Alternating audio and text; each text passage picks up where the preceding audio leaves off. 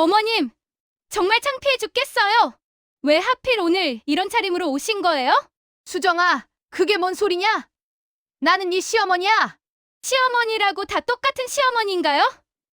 좀 격에 맞게 행동해 주시면 안 될까요?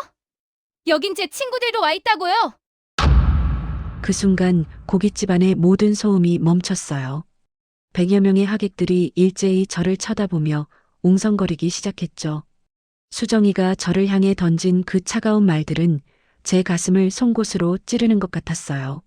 하지만 그보다 더 충격적인 건 제 아들 민수가 고개를 푹 숙인 채 모른 척하고 있다는 사실이었어요. 아줌마, 저기 할머니 누구예요? 완전 분위기 깨네. 어머, 옷 좀 봐. 시골에서 온 건가? 완전 촌스럽다. 수정이 참 고생 많겠어. 저런 시어머니 너무 부끄럽겠다. 진짜 요즘 시어머니들은 눈치가 없어. 며느리 체면도 생각해야지. 주변 사람들의 수군거림이 제 귀에 대못을 박는 것처럼 아팠어요. 저는 그 순간 너무 당황해서 아무 말도 할 수 없었어요. 그저 얼굴이 화끈거리고 온몸이 떨릴 뿐이었죠. 그때 저는 몰랐습니다. 제가 그 모욕적인 자리를 견디지 못하고 돌아서서 나가는 그 순간 단 한 통의 전화로 수정이의 화려한 꿈과 민수의 새로운 출발이 완전히 나락으로 떨어질 거라는 것을, 그리고 그 전화를 거는 사람이 바로 이 늙고 힘없어 보이는 시골 할머니, 저라는 것을 말이에요. 안녕하세요. 저는 올해 68살을 맞은 박영자라고 합니다. 경상도 작은 시골 마을에서 태어나 평생을 묵묵히 살아온 평범한 어머니예요. 하지만 그날 이후로 저는 더 이상 평범한 어머니가 아니게 되었답니다. 제 남편 박철호는 13년 전 갑작스러운 심장마비로 세상을 떠났어요. 그때 민수는 겨우 22살이었죠. 아직 대학생이었던 아들과 함께 남겨진 저는 정말 막막했어요. 하지만 포기할 수는 없었죠. 제게는 키워야 할 아들이 있었으니까요. 남편이 남겨준 건 시내 한복판에 있는 작은 식당 하나가 전부였어요. 영잔의 손맛 고향식당이라는 간판을 달고 저는 그곳에서 13년째 새벽 5시부터 밤 9시까지 일하며 혼자 버텨오고 있어요. 매일매일이 전쟁 같았지만 아들 하나만큼은 제대로 키워보겠다는 일념으로 견뎌왔거든요. 손님들은 항상 말씀하시죠. 사장님, 이 집 된장찌개는 정말 어머니 손맛이에요. 여기 밥 먹으면 고향 생각이 나요. 사장님 요리는 정말 특별해요. 그런 말들이 제게는 큰 위로가 되었어요.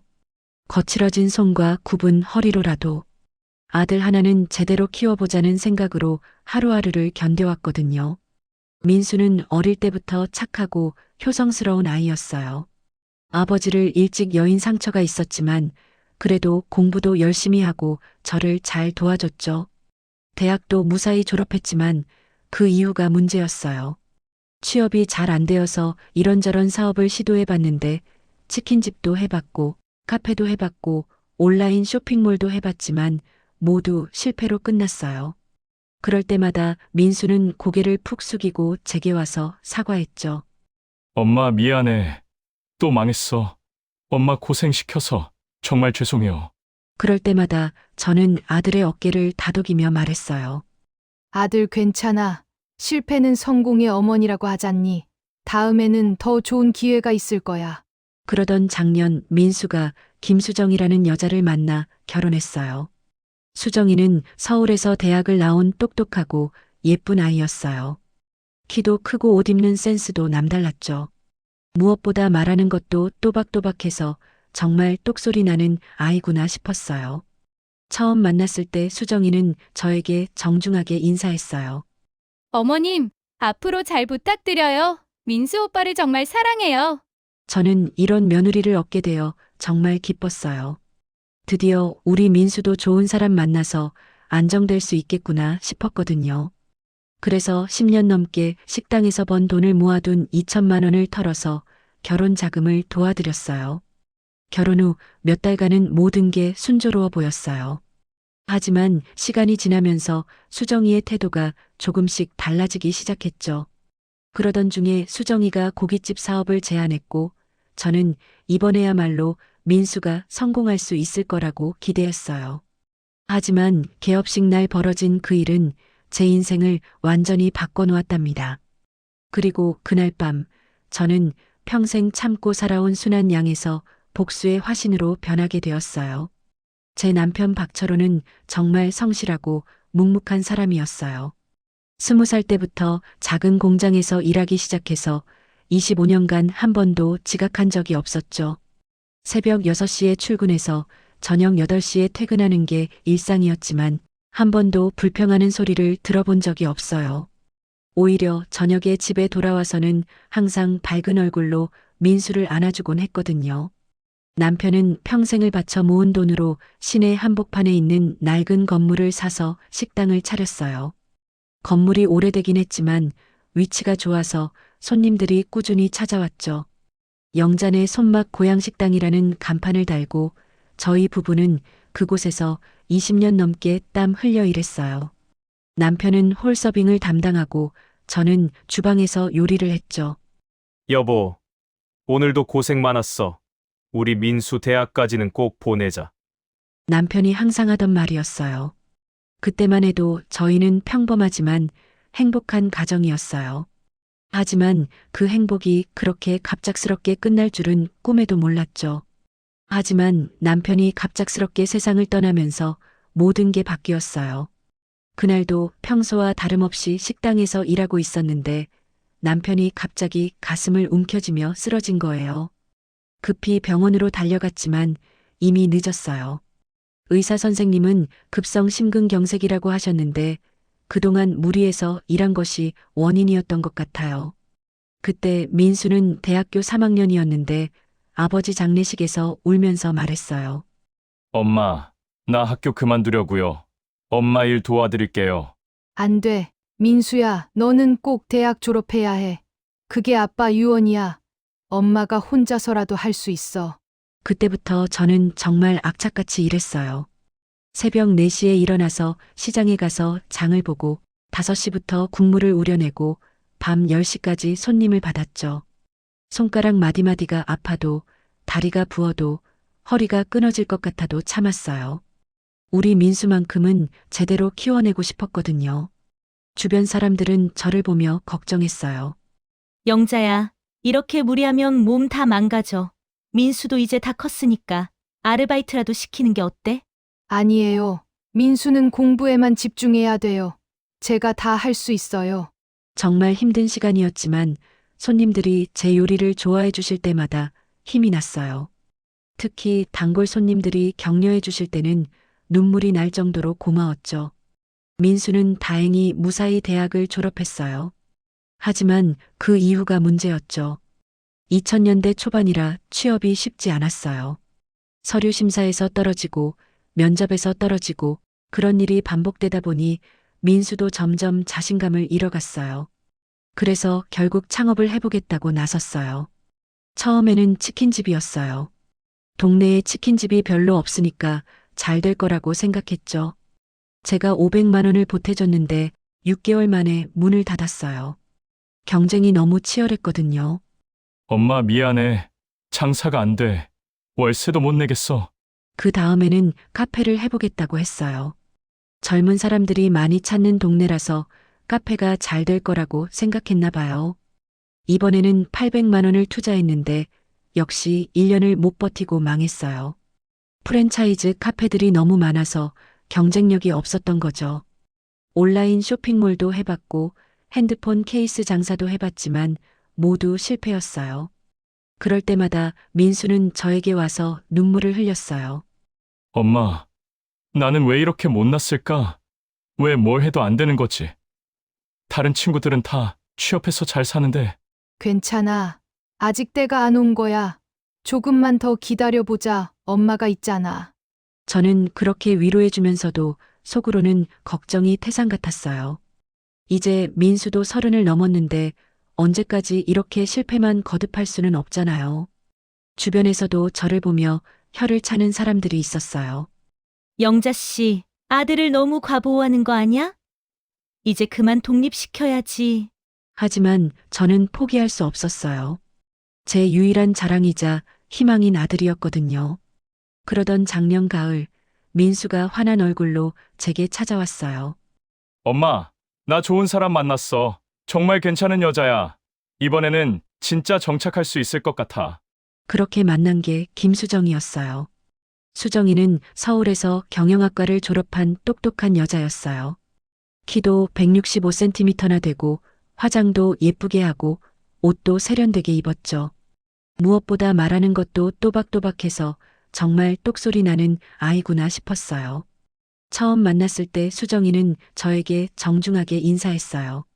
어머님, 안녕하세요. 김수정이라고 합니다. 민수 오빠를 정말 좋아해요. 앞으로 잘 부탁드려요. 어머, 그래. 우리 민수가 어디가 좋더냐? 이 아이가 참 고생만 했는데. 오빠는 마음이 정말 따뜻해요. 그리고 효성도 깊고요. 어머님을 얼마나 사랑하는지 매일 이야기해요. 그때 수정이의 환한 미소를 보며 저는 정말 기뻤어요. 드디어 우리 민수가 좋은 사람을 만났구나 싶었거든요. 수정이는 민수보다 3살 어렸지만 오히려 더 현실적이고 계획적인 면이 있었어요. 결혼 준비 과정에서도 수정이는 모든 걸 척척 처리했어요. 예식장 예약부터 신혼여행 계획, 신혼집 구하는 것까지 정말 능력 있는 여자라는 생각이 들었죠. 저는 그동안 식당에서 번 돈을 모아둔 2천만 원을 털어서 결혼 자금을 보탰어요. 결혼식 날 수정이가 저에게 와서 말했어요. 어머님, 앞으로 정말 잘 모실게요. 어머님 덕분에 이렇게 좋은 결혼식을 올릴 수 있었어요. 평생은 잊지 않을게요. 저는 그 말을 듣고 정말 뿌듯했어요. 이런 며느리라면 우리 민수를 잘 이끌어줄 거라고 확신했거든요. 하지만 결혼 후 3달 정도 지났을 때부터 수정이의 태도가 조금씩 달라지기 시작했어요. 처음에는 정말 미묘한 변화여서 저도 별로 신경 쓰지 않았거든요. 그때까지만 해도 저는 신혼부부니까 자연스러운 일이라고 생각했어요. 가장 먼저 눈에 띈 건 민수가 저를 찾아오는 횟수가 눈에 띄게 줄어든 거였어요. 결혼 전에는 일주일에 2~3번은 꼭 식당에 들러서 밥을 먹고 갔는데 결혼 후에는 한 달에 1~2번이면 다행이었죠. 처음에는 신혼이라 그런가 보다 싶었어요. 젊은 부부가 함께 보내는 시간이 필요하다고 생각했거든요. 하지만 시간이 지날수록 뭔가 이상하다는 생각이 들기 시작했어요. 전화를 걸어서 안부를 물어봐도 민수의 대답이 예전과 달랐어요. 예전에는 이런저런 이야기를 나누며 한참을 통화했는데 이제는 필요한 말만 하고 금세 끊으려고 했거든요. 어느 일요일에 제가 민수에게 전화를 걸었어요. 민수야, 오늘 날씨도 좋은데 수정이랑 같이 와서 밥 먹고 가렴. 엄마가 내가 좋아하는 갈비찜 해놨다. 그런데 민수가 주저하는 게 느껴졌어요. 예전 같으면 바로 좋다고 했을 텐데 뭔가 망설이는 기색이 역력했죠. 엄마, 그게 오늘은 좀 수정이가 몸이 안 좋아서요. 바로 그때 수화기 너머로 수정이의 목소리가 들렸어요. 오빠, 또 어머니 집에 가려고? 우리 데이트할 시간도 없는데 맨날 그러시네. 그 말을 들은 순간 제 가슴이 철렁했어요. 수정이가 저와 보내는 시간을 부담스러워한다는 걸 직감했거든요. 민수야, 괜찮아. 너희 바쁠 텐데 다음에 시간 날 때 오도록 해. 미안해, 엄마. 다음에 꼭 갈게. 전화를 끊고 나서 저는 한참을 멍하니 앉아 있었어요. 뭔가 서운한 마음이 들었지만 그래도 신혼 초기에는 그럴 수도 있다고 생각했어요. 하지만 그런 일들이 자꾸 반복되면서 저는 점점 더 섭섭한 마음이 커져갔어요. 한 번은 제가 직접 민수네 집에 반찬을 가져다 준 적이 있었어요. 김치도 떨어져 간다고 해서 새로 담근 김치랑 밑반찬 몇 가지를 정성껏 준비해서 갔거든요. 어머님, 웬일이세요? 수정이가 문을 열어주면서 하는 말이 예전과는 확연히 달랐어요. 예전에는 어머님, 어서 들어오세요라고 반갑게 맞이했는데 그날은 마치 예고 없이 찾아온 불청객을 대하는 것 같았거든요. 수정아, 반찬해 왔다. 너희끼리 살면서 제대로 못 먹을까 봐서 김치도 새로 담갔으니까 맛있게 먹어라. 네, 감사해요. 그런데 어머님, 다음에는 미리 연락 주시면 좋겠어요. 저희도 약속이 있을 수도 있고 집 정리도 못했는데 갑자기 오시면 좀. 그때까지만 해도 저는 수정이가 그냥 예의상 하는 말이라고 생각했어요. 며느리로서 시어머니한테 너무 편하게 굴면 안 된다고 생각하는 거겠거니 했죠. 하지만 그 이후로 수정이의 태도는 점점 더 차가워졌어요. 제가 안부 전화를 걸면 대답은 하지만 목소리에 생기가 없었고 말도 필요한 것만 간략하게 했어요. 예전처럼 이런저런 이야기를 나누며 웃기도 하고 그랬는데 점점 딱딱해지는 느낌이었죠. 그러던 어느 날 정말 결정적인 사건이 일어났어요. 제가 시장에서 장을 보고 집으로 돌아가는 길에 시내 한복판에 있는 카페에서 수정이를 발견했거든요. 수정이가 예쁘게 차려입고 여자친구 서너 명과 함께 앉아서 웃으며 수다를 떨고 있었어요. 저는 반가운 마음에 카페로 들어가서 인사를 했어요. 하지만 수정이가 저를 보자마자 얼굴이 굳어지는 게 확연히 보였거든요.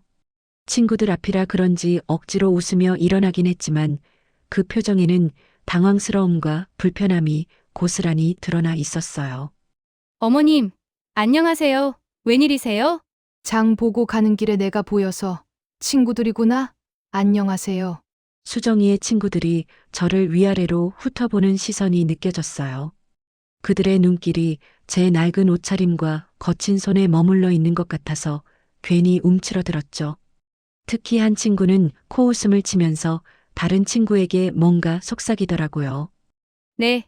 대학 동기들이에요. 어머님, 이쪽은 우리 시어머님이셔.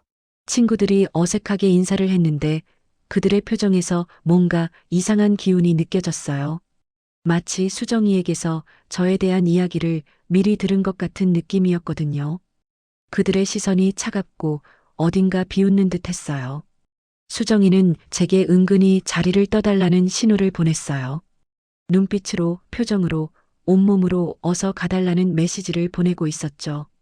어머님, 저희 중요한 얘기 중이었는데 오늘은 좀. 그럼 너희 계속 이야기하거라. 나는 집에 가야겠다.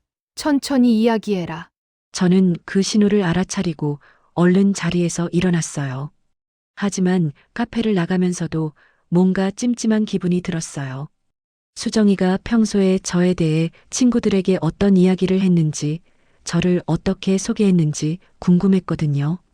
카페 밖에서 잠깐 뒤돌아봤는데 수정이와 친구들이 제 뒷모습을 보며 무슨 이야기를 나누고 있는 게 보였어요. 그런데 그날 밤 민수에게서 전화가 왔어요.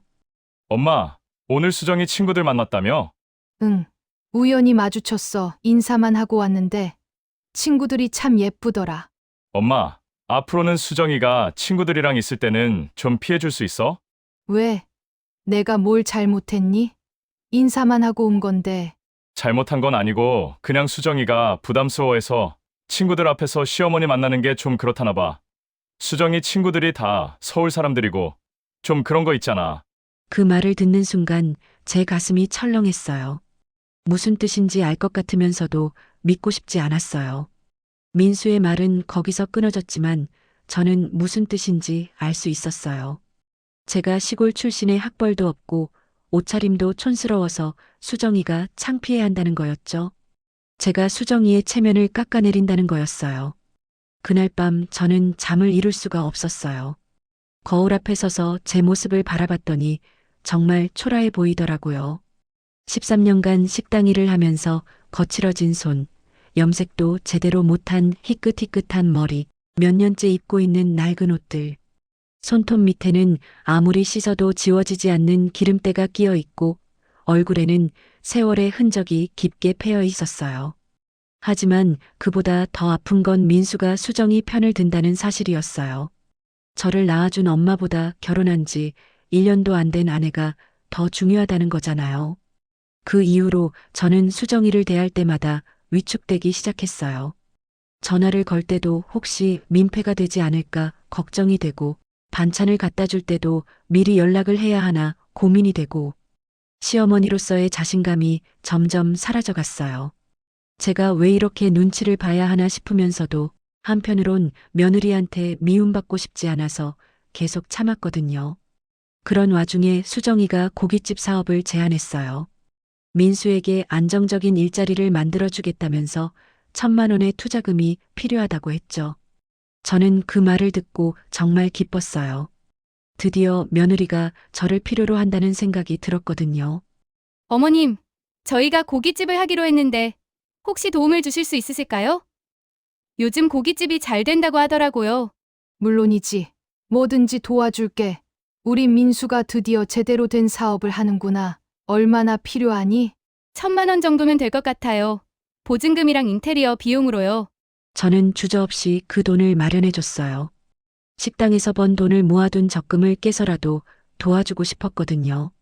우리 민수가 드디어 안정적인 사업을 할 수 있다는 희망이 생겼으니까요. 고깃집 준비하는 동안 저는 뒤에서 조용히 응원해 줬어요. 가끔 인테리어 현장에 가서 청소도 도와주고 개업 준비물도 챙겨주고 정말 기대가 컸어요.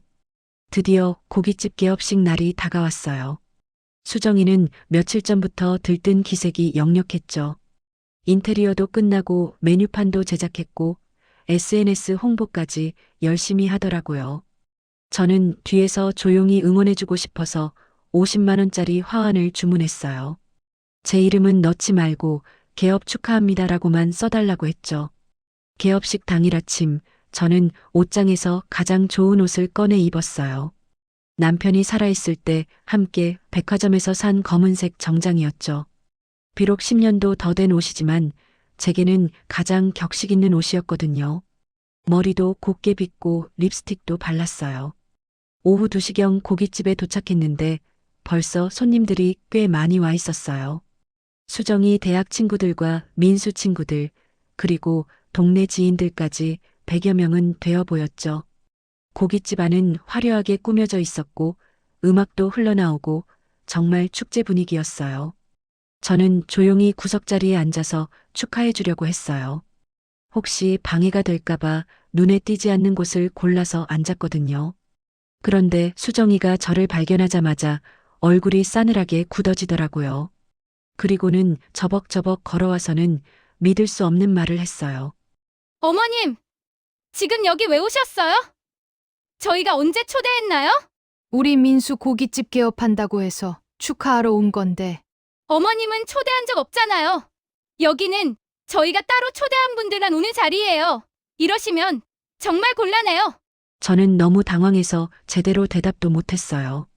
그 순간 주변이 조용해지면서 모든 사람들의 시선이 저에게 쏠렸어요. 수정이 친구들이 수군거리는 소리가 귀에 들려왔어요. 어머, 저 할머니 누구야? 완전 분위기 있게 하네. 수정이 시어머니인가? 옷차림 좀 봐, 완전 촌스럽다. 초대도 안 받고 온 거야? 대박 민망하겠다. 제 얼굴이 화끈거렸어요. 그런데 더 충격적인 건 민수의 반응이었어요. 제 아들이 고개를 푹 숙인 채 모른 척하고 있는 거예요. 마치 저를 처음 보는 사람인 양말이에요. 저는 더 이상 그 자리에 있을 수 없었어요. 온몸이 떨리는 걸 겨우 참으며 고깃집을 나왔죠. 뒤에서 사람들의 비웃음 소리가 따라왔지만 뒤돌아보지 않았어요. 집에 돌아와서 저는 한참을 멍하니 앉아 있었어요. 제 평생에 이런 모욕을 당해본 적이 없었거든요. 그것도 제가 그토록 아끼던 며느리와 아들에게서 말이에요. 그때 갑자기 화가 치밀어 올랐어요. 13년간 고생해서 번 돈으로 결혼 자금도 대주고 고깃집 창업 자금까지 대줬는데 이게 무슨 대접이냐 싶었거든요. 저는 책상 서랍에서 통장을 꺼냈어요. 그리고 제가 평생 모아둔 돈의 힘이 얼마나 무서운지 보여주기로 결심했어요. 수정이와 민수가 저를 우습게 본 대가를 톡톡히 치르게 해주려고 말이에요. 더 이상 참고만 살지는 않겠다고 다짐했거든요. 저는 그날 밤 한 통의 전화를 걸었어요. 제 오랜 친구이자 부동산 중개업소를 운영하는 김정숙에게 말이에요. 정숙이는 제 20대부터 알고 지낸 사이로 남편이 죽은 후에도 늘 저를 챙겨주던 고마운 사람이었죠. 정수가 나야. 혹시 상가 매물 알아봐 줄 수 있니? 급한 일이 있어서. 영자야, 갑자기 무슨 일이야? 상가를 왜? 나도 이제 좀 큰일 해보려고. 평생 이 조그만 식당에서만 살 수는 없잖아. 정숙이는 의심스러운 표정을 지었지만 더 이상 묻지는 않았어요. 다음 날 아침 정수기가 제 식당으로 찾아왔어요. 손에는 두꺼운 서류 뭉치를 들고 있었죠. 영자야, 밤새 자료 정리했어. 그런데 정말 상가 사려고. 돈은 있어? 정수기가 펼쳐 보인 자료 중에서 제 눈에 확 들어오는 매물이 하나 있었어요. 바로 민순의 고깃집이 있는 상가 건물 전체가 매물로 나와 있다는 거였어요. 건물주가 급전이 필요해서 시세보다 조금 싸게 내놓았다고 하더라고요. 이 건물 얼마야? 15억. 좀 비싸긴 한데 위치가 워낙 좋아서 투자 가치는 있어. 제가 가진 돈으로는 턱없이 부족했지만 은행 대출을 받으면 가능한 금액이었어요. 저는 그 순간 번개 맞은 것처럼 깨달았어요. 민수와 수정이가 월세 200만 원을 내고 있는 바로 그 건물을 제가 사버리면 되는 거였어요. 정수가, 이 매물 언제까지 계약해야 돼? 글쎄, 금매라서 일주일 안에는 계약해야 할 거야. 다른 사람들도 관심을 보이고 있거든. 저는 그 자리에서 바로 결정했어요.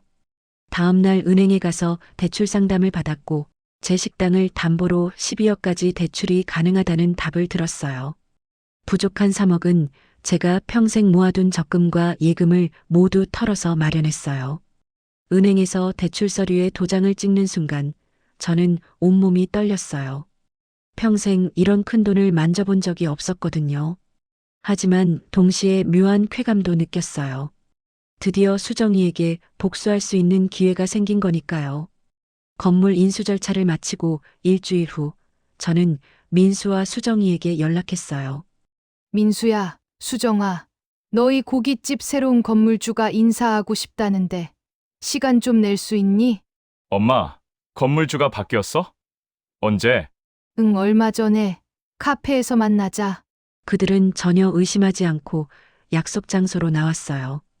카페에서 마주 앉은 민수와 수정이의 얼굴에는 여전히 개업식 때의 오만함이 남아 있었어요. 저는 가방에서 건물 등기부등본을 꺼내 그들 앞에 놓았어요. 어머니, 이게 뭐예요? 수정이가 서류를 집어들더니 얼굴이 점점 하얗게 변해갔어요. 그리고 민수도 그 내용을 보자 눈이 동그래졌죠. 엄마, 이게 설마. 그래, 내가 너희 건물 샀다. 이제 나한테 월세 내야지. 그런데 바로 그때였어요. 민수가 갑자기 가슴을 움켜쥐며 괴로워하기 시작한 거예요. 엄마 갑자기 숨이 안 쉬어져. 민수가 그대로 바닥에 쓰러졌어요. 수정이가 비명을 지르며 민수를 흔들었지만 민수는 의식을 잃고 말았어요. 민수야, 민수야, 정신 차려. 저는 급히 구급차를 불렀고 병원으로 달려갔어요. 그 순간 복수고 뭐고 다 잊어버렸어요. 제 아들이 죽을 뻔했는데 무슨 복수가 중요하겠어요. 병원 응급실에서 기다리는 시간이 정말 길게 느껴졌어요. 의사 선생님이 나와서 말씀하시길 민수가 급성 심근경색으로 쓰러진 거라고 했어요. 극도의 스트레스와 충격이 원인이었다고 하더라고요. 다행히 빨리 병원에 와서 생명에는 지장이 없지만 당분간 절대 안정이 필요하다고 하셨어요. 보호자분, 환자분이 많은 스트레스를 받으셨나 봅니다. 앞으로는 정신적 충격을 주지 마시고 가족의 사랑과 관심이 무엇보다 중요합니다. 의사 선생님의 말씀을 들으니 제 가슴이 무너져 내리는 것 같았어요. 제가 복수하려고 한 일이 결국 제 아들을 이렇게 만든 거였어요. 민수가 중환자실에 입원한 지 사흘이 지났어요. 저는 그동안 병원 복도 의자에서 잠을 청했고 수정이도 마찬가지였어요. 처음에는 서로 말도 안 했지만 민수 걱정 때문에 자연스럽게 대화를 나누게 되었죠. 수정이의 모습이 완전히 달라져 있었어요. 화려했던 화장기는 온데간데였고 머리도 산발이 된 채로 민수만 바라보고 있었거든요. 며칠 동안 제대로 씻지도 못해서 평소의 그 도도한 모습은 전혀 찾아볼 수 없었어요. 어머님, 커피라도 드세요. 수정이가 자판기에서 뽑은 따뜻한 커피를 건네주었어요. 수정이의 얼굴에는 진심 어린 걱정이 가득했어요. 고맙다. 수정아, 너도 많이 힘들겠다. 어머님이 더 힘드실 거예요. 민수 오빠 때문에 얼마나 고생하셨는데 제가 정말 잘못했어요. 그때 수정이의 눈에 눈물이 고였어요. 저는 그 모습을 보며 뭔가 마음이 뭉클해졌어요. 이 아이도 민수를 진심으로 사랑하고 있구나 싶었거든요. 사흘째 되던 날 밤 민수가 드디어 의식을 되찾았어요. 눈을 뜨자마자 저와 수정이를 번갈아 보더니 눈물을 흘리기 시작했어요. 엄마 미안해. 개업식 때 정말 잘못했어. 엄마를 모른 척한 거 평생 후회할 거야. 그런 건 이제 중요하지 않아. 내가 살아있으니까 다행이다. 수정이도 민수 곁에 앉아서 말했어요. 오빠, 나도 정말 미안해. 어머님한테 너무 못되게 굴었어. 제가 너무 어렸어요. 병실에서 저희 세 사람은 처음으로 진솔한 대화를 나눴어요. 수정이는 자신이 왜 그렇게 행동했는지 솔직하게 털어놓았어요. 어머님, 저는 정말 철없었어요. 친구들 앞에서 체면이 서지 않는다고 생각했고, 민수 오빠의 미래를 위해서는 어머님과 거리를 둬야 한다고 착각했어요. 하지만 그게 얼마나 잘못된 생각이었는지 이제야 알겠어요. 수정아, 나도 이해해. 젊은 사람들한테는 체면이라는 게 중요하잖아. 내가 너무 성급했나 봐.